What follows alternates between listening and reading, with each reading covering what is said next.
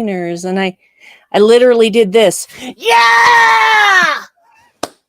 I love that that's your introduction. Hello, welcome. Hey, everybody. Welcome to the Unready room. I'm Dan Gunther.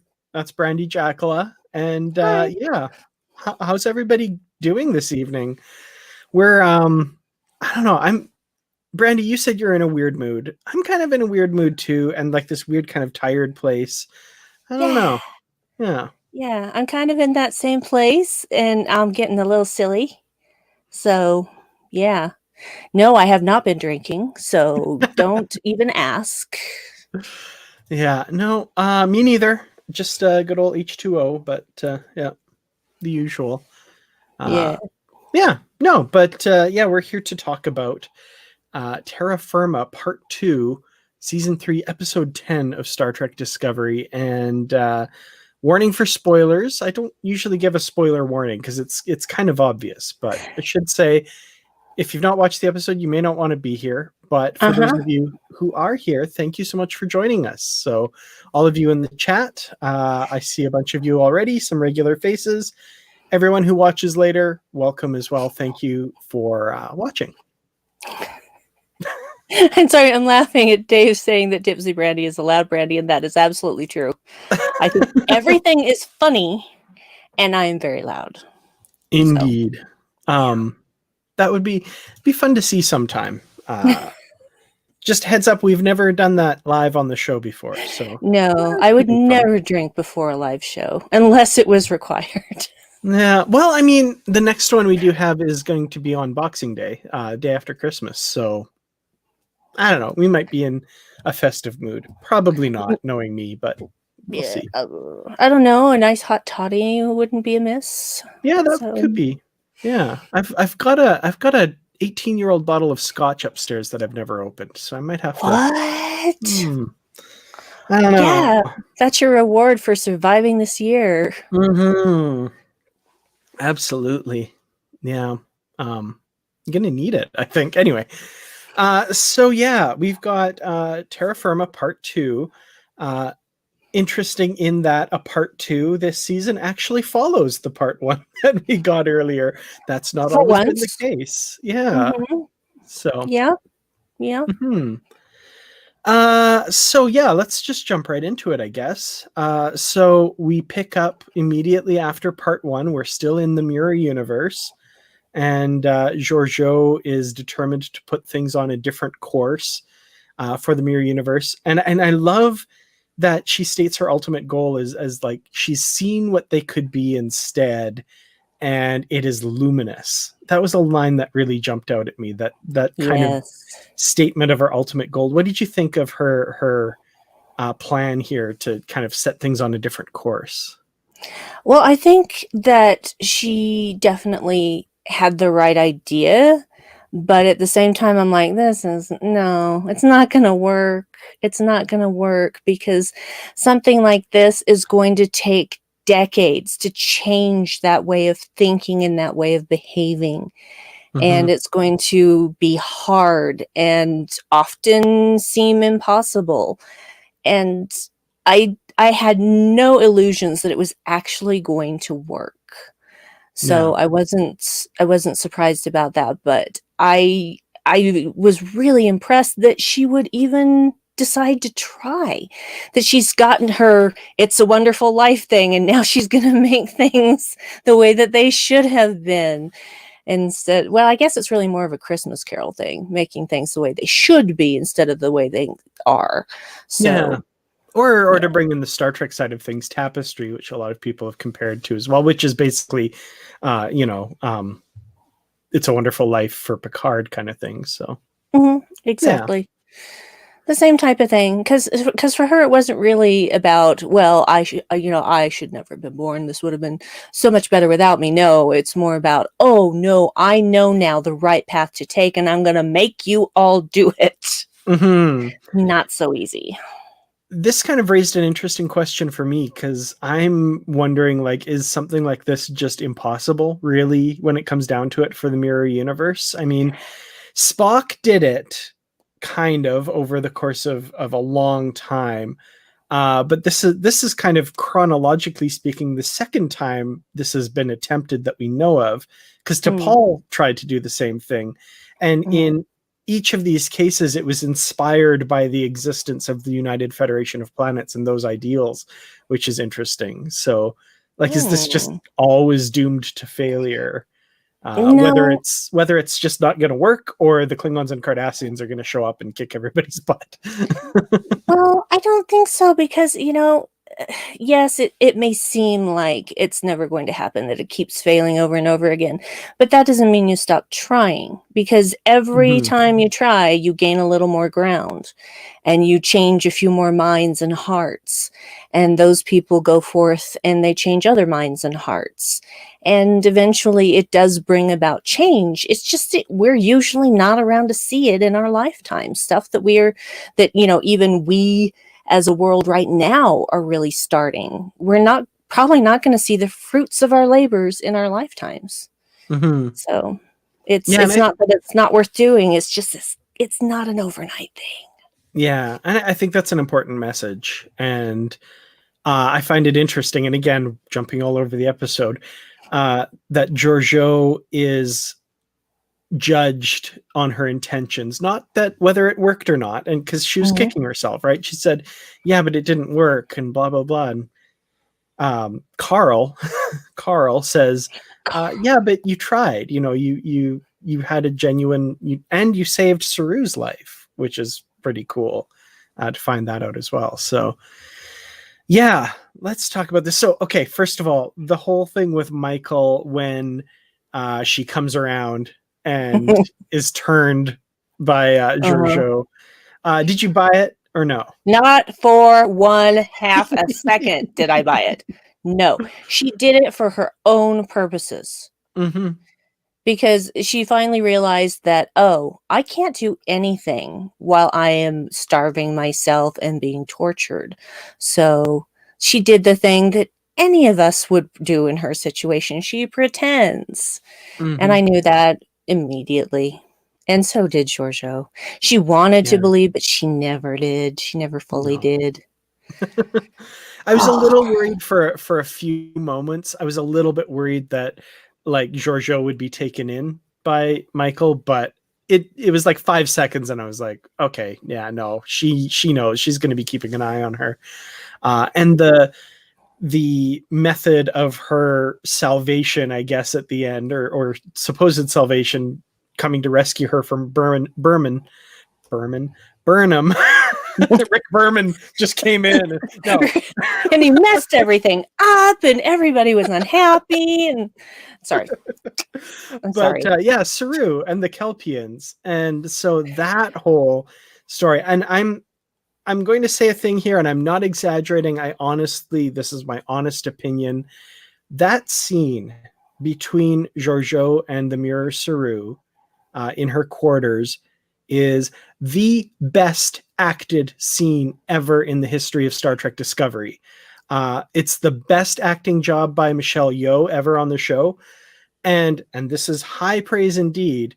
It is the best acting job by Doug Jones ever on the show. That And that's a scene, that's a high bar. that's a high bar, and that Yeah, scene was incredible. I love that it scene. was. It was amazing. It's I cried a lot during this episode. That's no I surprise to figured. anybody.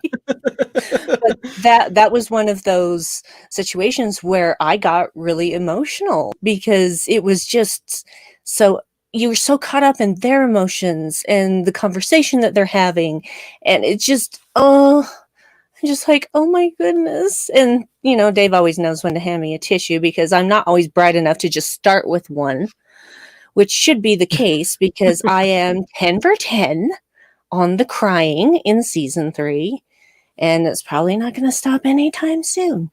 So, well, it'll probably stop at Mhm. episode 13 because that's not all of the season. So, yeah, but yeah, that was a Yeah. wonderful, wonderful, amazing, beautiful, fantastically acted, touching scene. I have no real adjectives that are worthy enough to describe that. Mhm. Saru's I think for me, like, the moment that Saru starts to panic when he says, like, you're not a Terran. And she's like, well, of course I am. And he's like, you need to go back to where you came from because they're going to kill you. You can't do Mhm. these things. And he was like the genuine care for Giorgio, and the whole he's going to go through his Vihari, and Giorgio frees him, right? And his people, Mhm. and says, no, this isn't an ending. If you lock yourself away, go through it, you'll come out on the other side stronger and changed. And he starts to panic and like, my family, my sister, and she's like, the way you avenge them is to teach other Kelpians about this. I just like, Mhm.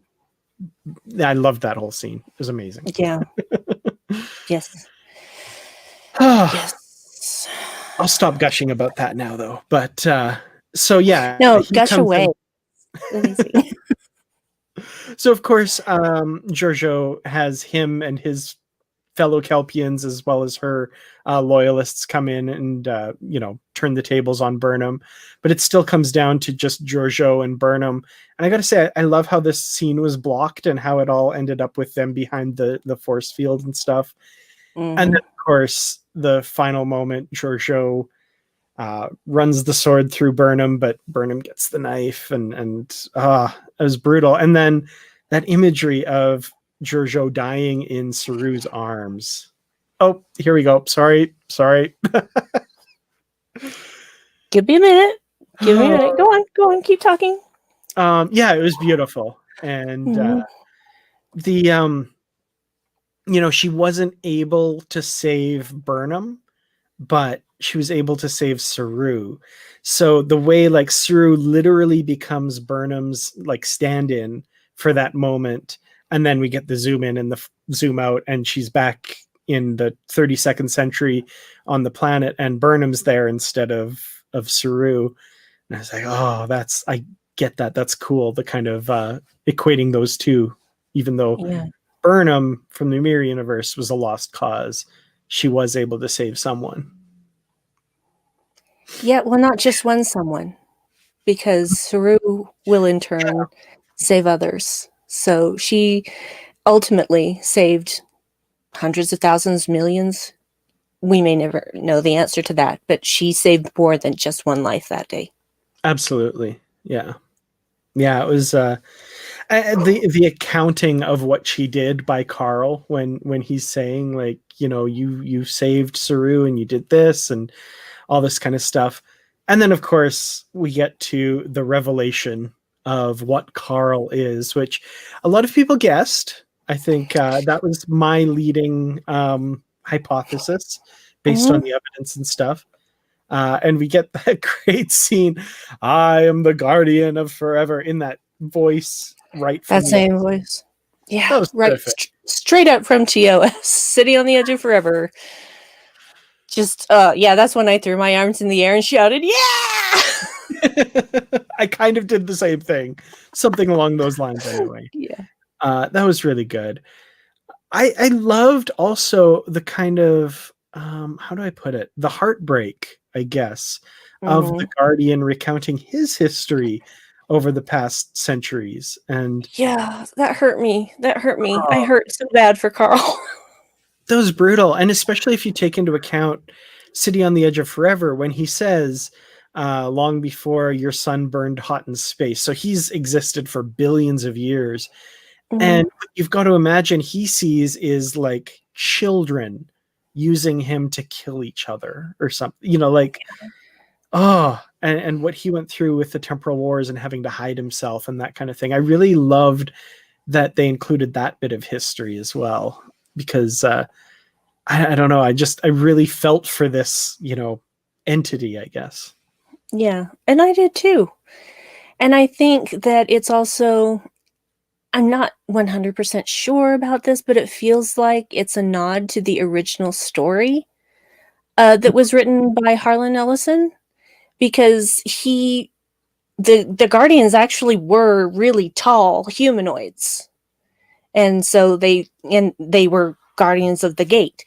Mhm. And so I feel like having a personification of that was a nod to that original story. I don't know if it's true, but that's what it feels like to me, so I'm going with it.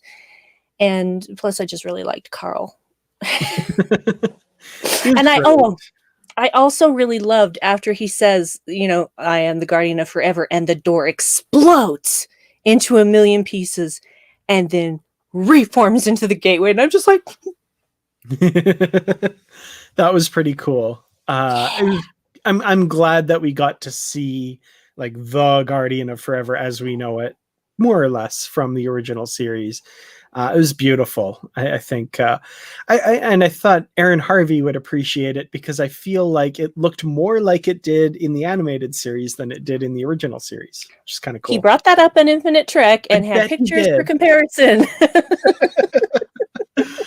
That's cool. That's Yeah. awesome. Yeah. So I love Carl. I love the Guardian of Forever. It's like one of those things where, oh man, I would love to see more of this, but at the same time, like, no, just leave it alone. We don't Yep. want to use it. But oh, I Mhm. just love the personification of him as a character. And Agree. I don't know, it'd be really cool to see him pop up again, but I hope that doesn't happen as well. Yeah, maybe somewhere else, maybe on a different series. Yeah, maybe. That would be cool. I don't know. I just really appreciate that I was right. No, I'm kidding. That's not what I appreciate. I appreciated having a face to, Mhm. and having a personification of the Guardian, because it makes us able to relate to an actual being better, because that's the thing, we don't relate as well to something that doesn't look like us. And so, I think that's why Carl manifested in the way that he did, so Mhm. that he could be a friendly sort of connection. Plus, I love that he's a bit cheeky with the whole jokes. It's just like doors. This is how doors work. You think he'd Really, be you in guys on that should. modern technology? Yeah, you should. This is not new. It's just, it was, he was charming. He was charming. And Yeah. he was also, but he wasn't mean. He wasn't being mean spirited. He was just doing a little ribbing. And the thing that really got me, is when he takes Giorgio's hands and says, "When you're ready," Mhm. and disappears. And it's Yeah. just the gate. And then comes the cry fest for the next Oh 10 man. minutes. So, yeah. Yeah. So, okay. Yeah, a lot to dissect here because it was Giorgio's swan song from Star Trek Discovery. I gotta say, Carl's delivery on some of the stuff that he's saying to Giorgio, it felt a little bit like, and I don't mean this in like a bad way. I'm not criticizing this because I Mm. know this is where it's going, so maybe that's affecting it as well. But it felt like he was saying like, "You're going to do wonderful things. You're going to save many people's lives, and you're going to have great new adventures coming this fall on CBS, a brand new series." And I'm just like, this really, like, they're really setting this up here. But like, I didn't mind that. I just thought that was kind of funny. I'm like, half expect him to turn to the camera and you're going to see it all in a brand new series. Yeah, I thought it that was wouldn't kind have, of cute, actually, if nothing else. yeah, wouldn't have fit, but yeah, I can see how you would feel that way. That's fine. I Mhm. get that. I get that. I wasn't really thinking about it at the time, the first time. The Right. second time, I was just like, am I going to cry as much? Oh, I'm crying more. I'm crying more this time. Okay. That's usually what happens, is because the first time through it, I'm processing and everything's new. And the second time, I know the outcome. And so I don't have to worry so much about what's going to happen next. And I can really marinate in the juices of the show. Is that a good metaphor? That sounds gross. I sound like that bird therapist on Lower Decks. No disrespect, Paul F. Tompkins. I love you. But Yeah. yeah, I always seem to have a stronger emotional reaction the second time through.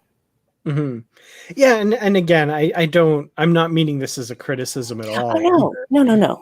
If nothing else, if you didn't know there was a series coming, it would be like, Ooh, I wonder where she's going. I wonder what adventures she's going to get up to. I'd love to find out more. And then later on, oh, there's going to be a series. That's really cool. So, and Yeah. the other line that kind of made me think that way as well was a storyline that I thought we'd get more on in Discovery, which is her childhood friend San, which we see Mm. flashbacks to and is mentioned in John Jackson Miller's excellent novel Die Standing, for some backstory on that. But like, I thought we'd get that in the show, but there's another just a little bit obvious, like, oh, this is going to be picked up on in later adventures, when Giorgio says, like, I wish I'd told you about my childhood friend San. This situation was very similar or whatever. And Burnham says, tell the people you're going to meet now. Mm. Okay, the brand new cast of the show that she's going to go join after this. We'll find out the story then.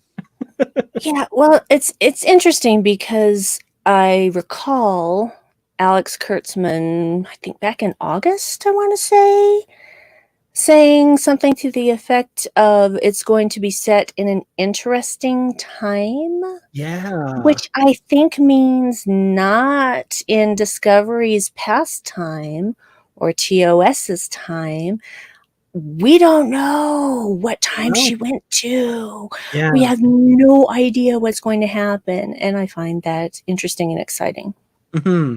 Me too. And I think his quote was like an unexpected place and time or something like that. Mm-hmm. I'm like, oh, what does that mean? So, yeah, I'm really curious to see what that is as well. And I don't think it's just back to the 23rd century either. Like, we have Strange New Worlds is going to be taking place at that time, even though when they were coming up with Section 31, I don't think Strange New Worlds was something they were planning to do.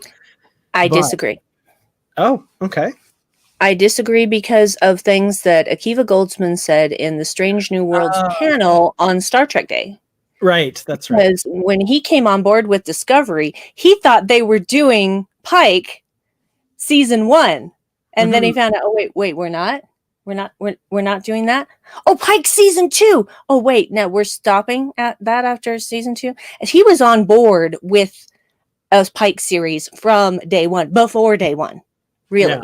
So I think that was always in the works, but I think that it was probably further down the pipeline until the massive fan response for Exactly. season 2, because everybody was just too perfect and you can't let those actors get away. You have to have those 3. You have to have the Holy Trinity, or it's just not going to be the same. And they've got the Holy Trinity, and now I'm starting to sound like Yogi Barrett. I don't know why. Hey, boo boo. So, Yeah. Well, I'm more excited now for Section 31 than I was before. Of all of the new ideas they had, I was still, of course, going to watch it and be really interested in it and stuff. But it was kind of like at the bottom of the like, oh yeah, okay, I'm not really, whatever with that. Now I'm like, okay, with the changes they've made to Giorgio's character and the evolution that she's exhibited and stuff, I'm really excited to see more of this character. So, yeah, bring it on. I'm excited for that. yeah, I would follow Michelle Yeoh anywhere, really. So I was in no matter what, but now I'm super in. Mm-hmm. Absolutely. All right. Okay. So we've got other stuff going on in this episode as well. Let's talk about Book and this whole emerald chain technology that he brings to this problem of trying to get into the back door of the programming on the Kelpian ship and all of this. You look like you have something you want to say about this, so I'm going to let you lead us on this little part of the journey. This was like one of my favorite book scenes of all time. And that's saying a lot because he's just magic in everything he does. I love you, David Ajala. I've loved you for some time now, and I want you to be on Discovery forever. But I love how he comes in. He's like an excited puppy again. And he's saying all this stuff, and they're like, wait, what? And he says, yeah, I read the field manual. This is not in the field manual. Yeah, I got curious to see where it went, so I read the technical manual. Food's not allowed in here. And And he's explaining everything to them, and they're just like, "Wait, what? This is emerald chain technology?" And he's like, "Guys, I know what I'm doing here." But it's just, I just he was just so excited. Again, he was so excited, and because he was fixing a problem, he was making himself useful. So, and honestly, I wasn't worried about the technology because I thought, okay, if he's used this on his own ship, then what's the big deal? You Mhm. know, he made it safe. So let's do this thing. Let's boost the signal. And because they were running out of things to draw power from. So, and it wasn't working. So I just really enjoyed seeing him be that excited puppy again, but Mhm. also a smart puppy. Excited smart puppy is, I fixed your problem. Absolutely. I love that you say this is your favorite book scene of the whole season so far. So far, And yeah. as Mossy points out, that's amazing because he kept his shirt on in this scene too. So He that's hasn't impressive. had his shirt off that much, for heaven's I sake. think 3 times that I can 3 remember. times. Yeah, Yeah. So, three episodes out of 10. So yeah, that's not, like a constant. Not that no, I'm I complaining understand that. anytime he's shirtless, but I don't need him to be shirtless to appreciate him. So, It's interesting that this is your favorite scene. That's all I'm saying. I it's I just I loved the excitement. He made me feel excited. He was excited, and everybody else was kind of confused, but he was just like, "No, no, no, seriously, I got this." And I just M loved says it. she's in full agreement with Brandy's take on book as well. So Thank you. you have allies, and I agree too. This episode and the last one, the book scenes with his eyes, I don't know, he's just like this wide-eyed. There's also something about him having to look up at Saru that just like makes him even more of an excited little like I don't know. I just love it. Yeah. He's a tall guy, but Mhm. Saru is taller. Well, Doug Jones is tall to begin with, but you put him in those hooves, and he's Yeah, so yeah. absolutely. Okay, so other things in this scene, of course, this is the only like little taste of Stamets and Adira that we get, but we get the return of the epic sparring between Stamets and Jet Reno. Jet Reno is back for even just for a few minutes in this episode. I'm so excited. People in the comments are already talking about the licorice scene. I think if Yep, there's ever an action figure of Jet Reno, she's got to come with a little stick of licorice. I Yeah, think loved so. Yeah, it was great, and Book was even just like, as Stamets is saying all this stuff, and then Book said, "You could say thank you." She's like, "No, it's physically impossible." it. His DNA one spool, And he's just got this look of like, and then he's just "I'm like, gonna "I'm gonna go go." inform Saru." I love it. I love it. Absolutely. Um, yeah, I would love to see, of course, more Tignataro, but of course, she's just a guest character. She's not going to be there every episode. But I do love that it's called out that Stamets says, "Where have you been? I haven't seen you since the dawn of time." Yeah, well, the thing about Tignataro is that they're working on her schedule. Mhm. So whenever she's available, they stick her in. Yep. And that's because you're friends with the showrunner, Alex Kurtzman. But not only that, honestly, you could have no Tignataro, or you could have Tignataro whenever she's available. You're going to take the Tignataro. You're Yep. always going to take the Tignataro. So Absolutely. that's just how it Yeah. is.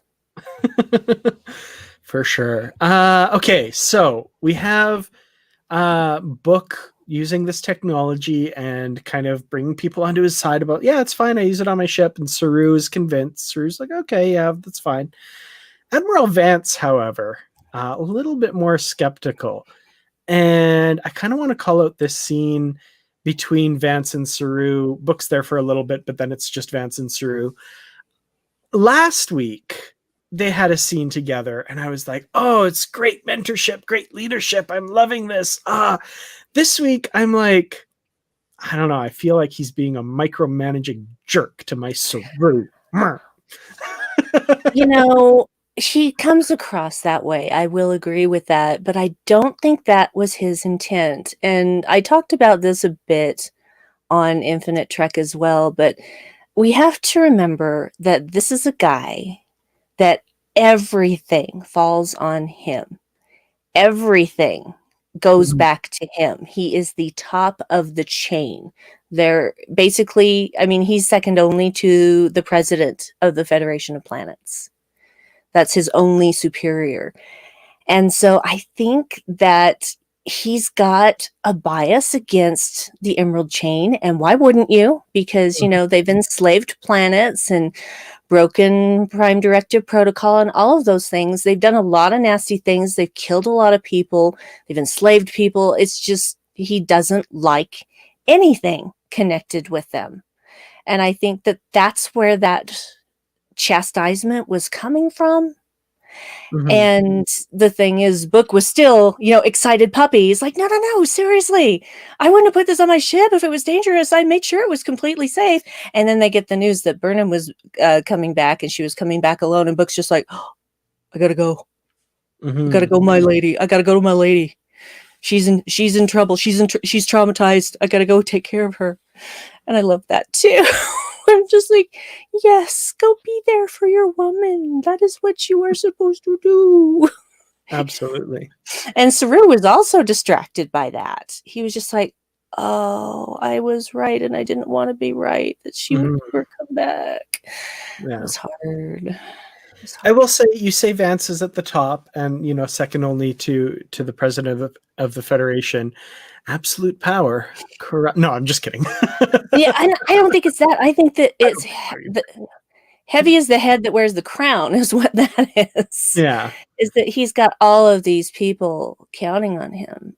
Mhm. It's, and honestly, he looks tired.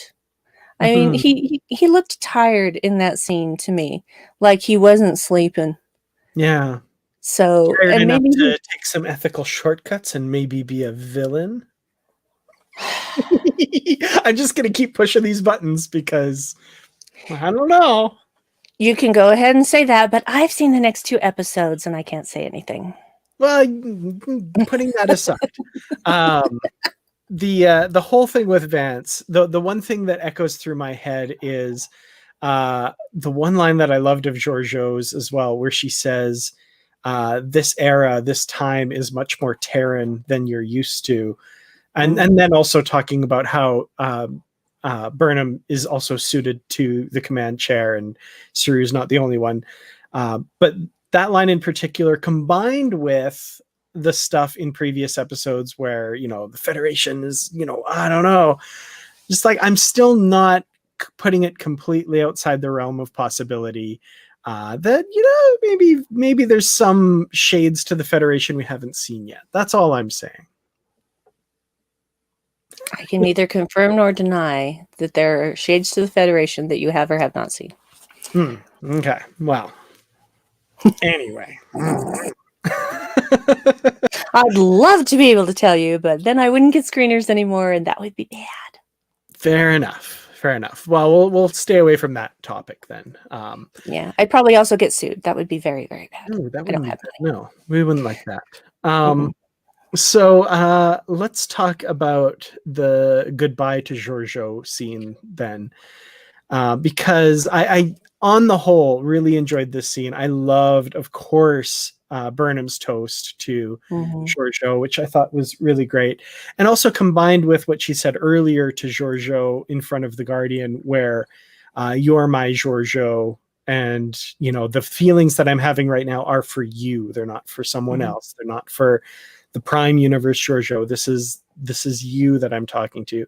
And then that toast at the end, I thought was really great as well. I also really liked Saru's toast. I felt it was really genuine. Um, Tilly's as well. Tilly's, I think, Mm-hmm. was very genuine as well. She learned a lot from this Giorgio. I think that was genuine. The rest of them, I just, get this feeling. Two things. I get first the feeling that, and Bruce kind of put this in better terms than I can on the podcast, which will come out on Monday. But you get the feeling that it's like when a coworker that you didn't really like all that much is leaving, but you're having a goodbye party for them, and you're saying, "Oh, I wish you all the best and take care, and you're really going to be missed around here." Just some of the like Detmers and other people like that. I felt there was a little bit of that, like, they're finding nice things to say about her, even though she was kind of antagonistic and they didn't really relate to her on that level. That's part one. And then part two is that this is a goodbye to Michelle Yeoh from the series. Mm-hmm. And I really felt that more genuinely than this version of Georgiou leaving. I felt this was more wow, she was a great addition to this series, and we're really going to miss having Michelle Yeoh on the show. So it's not that I disliked the scene. I thought it was kind of funny that, like, I read into the coworker you didn't really like leaving thing, but also the genuine warm feelings for the actor Michelle Yeoh. Mm-hmm. I didn't really think about that. Now looking back on it, it felt to me more like, well, I never would have said this while she was around, but she's gone. So I'm going to tell you, oh, that coat and the way she walked. Whoo! Yeah. I feel like it was a little bit of that too. But I totally see where you're coming from on that. Because honestly, I have never gone to any kind of party for someone that I didn't like, because I'm not that good at being disingenuous. Mm-hmm. I more meant like the work functions that you have to go to, like someone in your office is leaving and everyone come to the lunchroom and we'll have a cake and blah blah blah, and birthday parties. Never had to do that. Birthday parties for coworkers that I'm not a big fan of, and that kind of thing. So never had to do that. Never been forced into one of those. So I've been lucky. Yeah, I would say I've never been forced, but they've served cake, so I went. Yeah, but is it good cake? See, there's the problem. Is it one of those grocery store sheet cakes with the really terrible frosting? I almost said a bad word. Always good cake. Always has to be. That's good. Yeah. This is a good question, and I never thought of it at the time, but I've seen it brought up. Yes. Where the heck was Linus? Nursing a broken heart, you guys. He was in his quarters crying his eyes out. His extremely great wide vision eyes. He was crying. That's where he was. Yeah. We have people agreeing as well. Yeah, Linus is in mourning for sure. I wanted to hear his toast, yeah, but I wasn't ready for that. Yeah, I really wanted there to be more with the Linus thing. Like, I'm still like, I guess he was just smitten. That's really cute. I kind of like that. Yeah. Yeah. Okay. What haven't we talked about with regards to this episode? Give me a moment. I'm thinking. Oh, okay. So, yeah. So here's an interesting thought, because and this is a parallel that I had kind of thought of before, but then it left my brain, and then it was brought up again by Aaron when we were on Infinite Trek earlier today. Finding out that Georgiou had just been there on the ground for about a minute, and yet her bracelet had months of data readings on them. Mm-hmm. That was very Contact. The movie and or the book about traveling without physically going somewhere. Yeah, absolutely. So, and again, Carl, I feel like that was this tandem Carl Sagan reference going on there. Yeah. Somebody was that you that brought that up last week? I don't think it was me. No, pretty sure it was not me. It was Ben Robinson on the podcast. Had that idea that it was a Carl Sagan reference as well. Yeah, and that's the thing. He says that Giorgio saved a Kelpian who was going to go on to save other Kelpians. So whatever he did, he created an offshoot of the mirror universe that is continuing post death for her. Mhm. Yeah. Because I'm just like, oh, she can't really be there. And physically she wasn't, but that's quantum realities, you guys. I'm just saying, I found that very interesting that it turns out she really was in another place, just not physically, and yet that's now an offshoot. So it's now the mirror universe. Yeah. I also saw somebody with a theory that maybe she didn't create an offshoot. Maybe she did actually change the actual mirror universe, because previously when we saw the Guardian of Forever in City on the Edge of Forever, if just going by what's in the episode, they technically didn't create a new timeline. They changed the past of their own timeline. Maybe the mirror universe, Saru did go and save all the Kelpians and rescued them, but it didn't change the past for the Discovery people because they're insulated, because they're in their own universe. So all of their stuff still is maintained, even though that didn't actually happen. Now they still remember it happening because they were protected from those changes. But then you go all kinds of places with that theory. Like, what does that mean for Mirror Lorca and all of this stuff? Oh, I don't know, So who knows? But it's interesting to think about. It could go either way. Well, and that's the thing, is that how does that influence all of the other Mirror Universe episodes we had from TOS onward? Mm-hmm. Well, presumably the episodes in TOS onward would have happened after this. So what Giorgio did made those episodes happen. Like, that's just how the mirror universe went. Like, whoever took over the Empire after Giorgio, my money's on Awoshikan. I think she stepped up. That's my guess. I would go for that. Yeah, she just became the emperor, and like everything happened as we see it in Mirror Mirror, crossover, Emperor's New Cloak, all of those episodes way down the line. Mm. Maybe, if that theory is true. But it could also just be that it created an offshoot, like you said, too. Yeah, it could have just been like a micro universe that he kind of separated out so that he could weigh her. Mm-hmm. Because, he can obviously do some things that we don't understand or are able to explain, because quantum realities, quantum physics, alien beings that we know very little about, etc. So honestly, I'm sure that there are people out there that are just losing their mind about, well, we didn't see the Guardian of Forever do that in TOS or TAS, and it's like, so that doesn't mean that they can't. Exactly. Absolutely. One other thing I want to bring up about the episode too, TJ mentions the scene with the fireflies.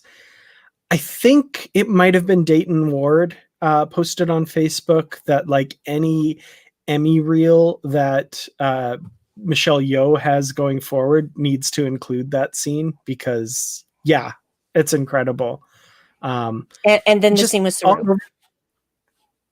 Yes, absolutely. All over this episode, her acting is at the top as it's ever been in Discovery.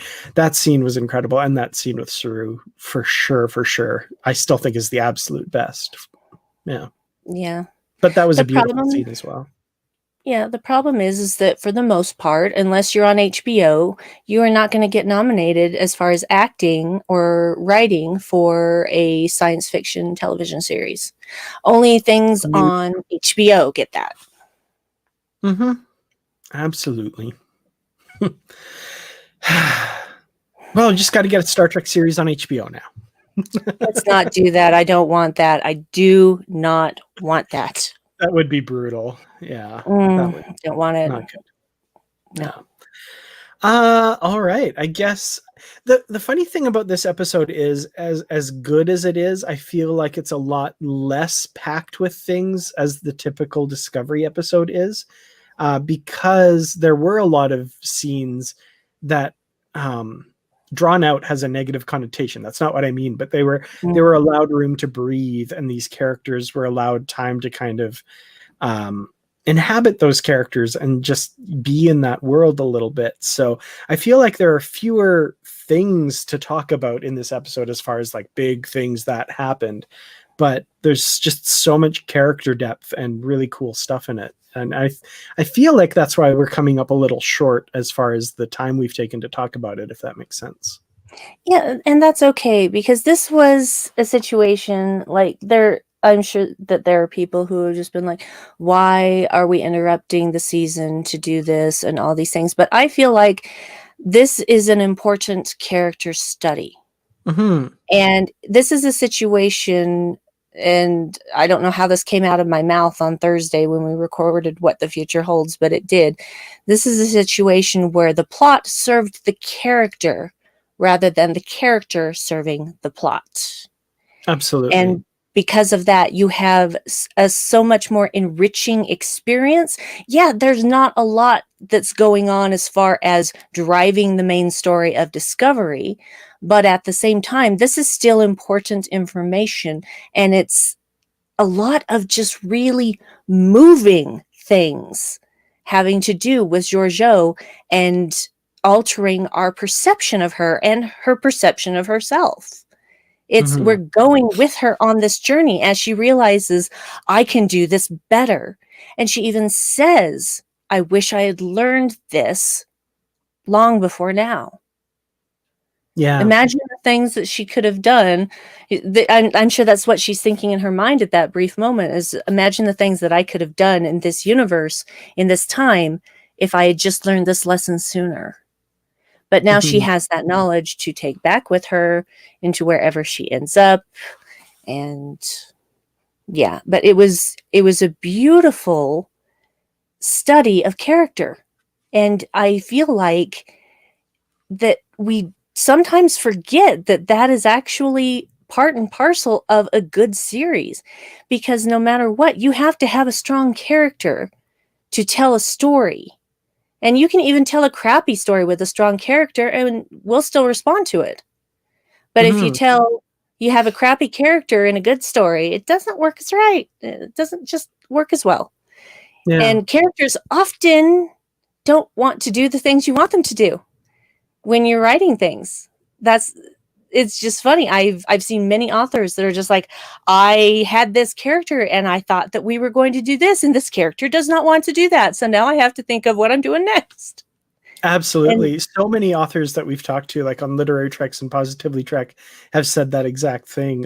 Kirsten Beyer is one who famously says that a lot about her Voyager characters in her novels. Mm-hmm. And I love that we've got her writing on the modern Star Treks, because that mentality is just so perfect that, you know, they're not necessarily my pieces to do with what I will. They're independent entities who will do what they want to do and what they're going to do. And it's my job as a writer to interpret that and put it on the screen. That's beautiful. Yeah. Yeah. Well, it's just, you know, you can tell when someone has created characters and then forced them into a plot because they must serve this plot. To look at almost any Chris Nolan movie, but it's just one of those things where it's got to be more organic, or it just doesn't work. Which is why I don't like Chris Nolan movies. Sorry, bombshell. Randy doesn't like Chris Nolan movies. Well, we can have a discussion about that sometime. Yeah, I have a friend that his head would explode, which is funny. I'm just imagining that conversation now, and it's making me laugh. Okay, he can't tell a story. The one thing I want to say in order ever. I'm done. One thing that you said about people complaining that, like, why are we taking time out of the season to do this, blah, blah, blah. I feel like it was a nice break from some of the stuff. Like, I really enjoyed this as a side story. I felt that was a feature, not a bug. Like, I'm like, I'm not gonna lie, I'm not completely connecting to the burn thing right now. And I'm sure something's gonna come along in the next episode or the episode after that that I'll be like, oh my gosh, okay, now I get it. Now I'm on board. But I'm just like, this was a great story to tell. I'm glad that we took some time out to tell it. I think it was definitely worth the time spent on it. So, it's nice to step away from the big overarching plot for the whole season thing. And the people that complain that, like, why are we wasting time on this? They're probably not exactly the same people, but I also hear lots of people complaining, why can't we go back to episodic stories instead of serialized stories? Well, you just got one. Like, anyway. I don't, I actually prefer serialized storytelling, I'll be Me honest. too. Yeah. Because this whole reset button at the end of every episode, it's just I don't care for that. And yeah, there's more serialized storytelling now, even in things that tend to be episodic, but I just I just prefer an ongoing story because it feels too rushed sometimes to wrap up a certain storyline in 47 minutes Mm-hmm. or whatever. Actually, it's more like 42 minutes now with all the commercials. Yeah. But I mean, Discovery just does what it wants to do. It's usually Yeah. about, close to an hour. But yeah, it was I I like when we can take a chance to breathe and just really dive into a character. And we just didn't really get that very much with Georgiou in her original mirror universe. I Mm-hmm. mean, we saw the posturing and all of that, the expected behavior for a Terran emperor. And it was so much more interesting to see her this way with everything that she's learned brought into this. I can't believe I'm back in time and this is the day we christened the Charon. What? And all of a sudden she's, oh, I can do it better. I Mm-hmm. can make this so much better. So it was, for me, these are my favorite Mirror Universe episodes. And I don't even like Mirror Universe episodes, but I would watch these again in a second Yeah. without even going, ugh, once. Yeah, I really enjoyed it as well. I think I mean, I've said it, the best acting from those two in particular that I've seen on the show. And this whole character study of Georgiou and how it highlights how much the character has changed throughout this season. Georgiou, I've you know gone back and forth on appreciating her presence and being annoyed by the kind of rock she's throwing into the calm pool of Discovery, and appreciating that because it shakes things up a bit. But even on top of all that, she kind of felt like a little bit of a hanger on, and like, oh yeah, she was on the ship when we went to the future. What did we do with her? Kind of thing. Mm. Um, and by design, right? She's an outsider from the crew. It was meant to feel like that. Yes. And I think this story surrounding her just suited her so well and gives her such an epic send off.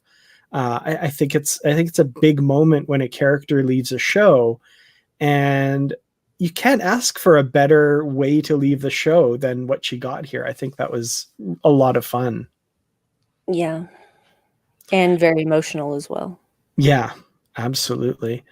Marg, thank you so much. Very generous. Really appreciate that. 47. Nice. Very cool. Perfect. um, Absolutely perfect. yeah, absolutely. And happy holidays to you as well. We love Yes, you as well. And all of the I do. people watching and listening, we love you guys. Thank you so much. You guys are awesome. Happy holidays to everyone. Because yeah, I guess we won't be back until after Christmas. I guess the day Mhm. after. I'm assuming I haven't talked to you. Are you up for doing this on the day after Christmas Day? Oh, honey, absolutely. Because Mhm. come the 23rd of December, I work for half a day and I don't go back to work till January 4th. So I am down. Nice, nice. People in the comments, are you guys willing to join us on the day after Christmas there? We'd love to have. Boxing Day, Boxing Day. Yeah, absolutely. So I guess would you say what you shared were your kind of your final thoughts on the episode, or was there any? Yes. No, those are my final thoughts on the episode, and the way that I feel about this episode is the way that Giorgio looked at Michael when they were saying goodbye, and you saw kindness and love where you had never really seen that very much before. So, yeah. Yeah. Awesome. Yeah, I'm gonna give this. I think, and people in the comments, feel free to share your ratings for the episode as well. We always like to do that for sure.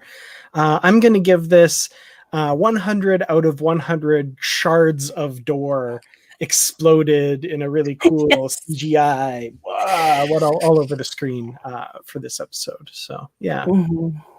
yeah, definitely top marks. So yeah, I guess all that's left is to hear from people in the comments, but also to let people know, I guess, where we can be found outside of this live stream that we're so lucky to have all of you join us for every Saturday evening. So, Brandy, where can people find you? The main place to find out what I'm doing is I did love that. Mm-hmm. Mm-hmm. I loved that. I loved every moment that Killy was on screen. Every moment. I love every moment that Mary Wiseman is on screen. Let's just be honest. The place to find me to see what I'm doing, what I'm up to, is Twitter, which is Brandywine12, and that is Brandy with an I. 12 is a number. And I've already mentioned Infinite Trek, which happens on Saturdays also at 1 p.m. Mountain Time on the Twitch channel Outpost 13. We are going to be moving that to the Outpost 13 YouTube channel in the new year. So that will make it, I think, easier for people to access.